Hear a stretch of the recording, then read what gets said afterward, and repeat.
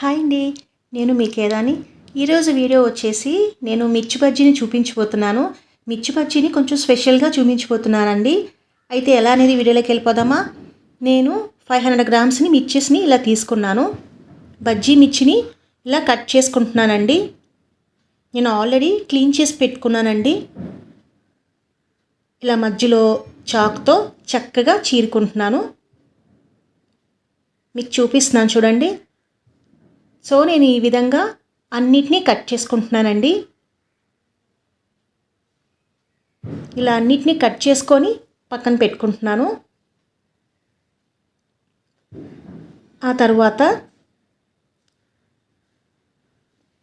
ఒక పెద్ద సైజు బంగాళదుంపను ఉడికించి తీసుకున్నానండి. ఇలా మెత్తగా స్మాష్ చేసుకుంటున్నాను. చేత్తో చక్కగా నలుపుకుంటున్నానండి.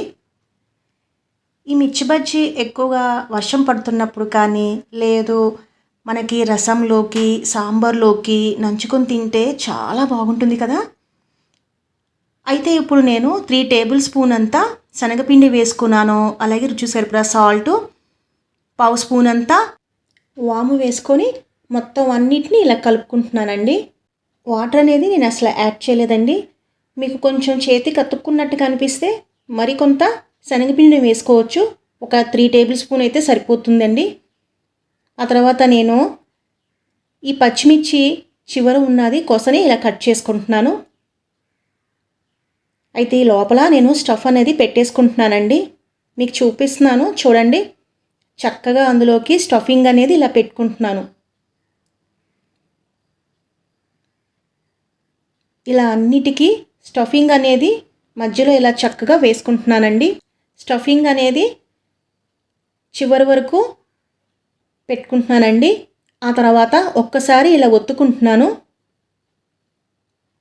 ఇలా ఒత్తుకున్న తర్వాత నేను అన్నిటిని ఇలా రెడీ చేసేసుకుంటున్నాను.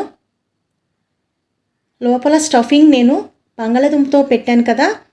ఈ బంగాళదుంప స్టఫింగ్ అనేది మిర్చి బజ్జీకి మంచి టేస్ట్ అనేది వస్తుందండి.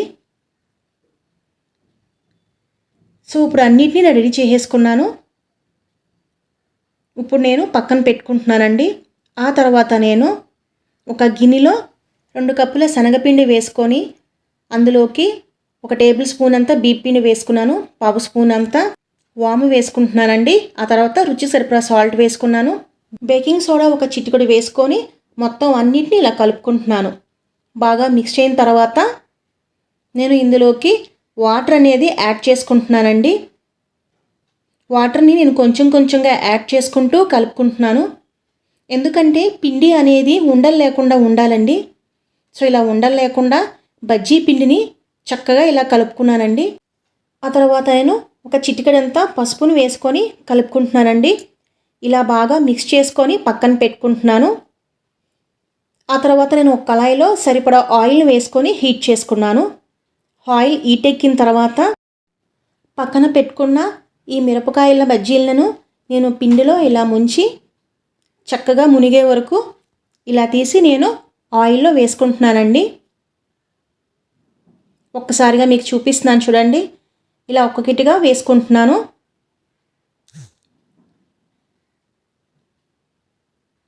నేను మీడియం ఫ్లేమ్ మీదే ఫ్రై చేసుకుంటున్నానండి.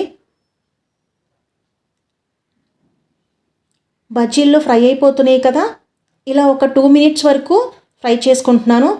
ఇవి వేగడానికి 2 నిమిషాల్లో తొందరగా వేగిపోతాయండి. బజ్జీలను మీకు దగ్గరగా చూపిస్తున్నాను చూడండి. అయిపోయినాయి కదా వేడి వేడి బజ్జీలు. చాలా సూపర్గా ఉందండి టేస్ట్ అయితే. తప్పకుండా మీరు ఈ రెసిపీని ట్రై చేయండి. ఇంకా నా ఛానల్ని సబ్స్క్రైబ్ చేయండి, లైక్ చేయండి.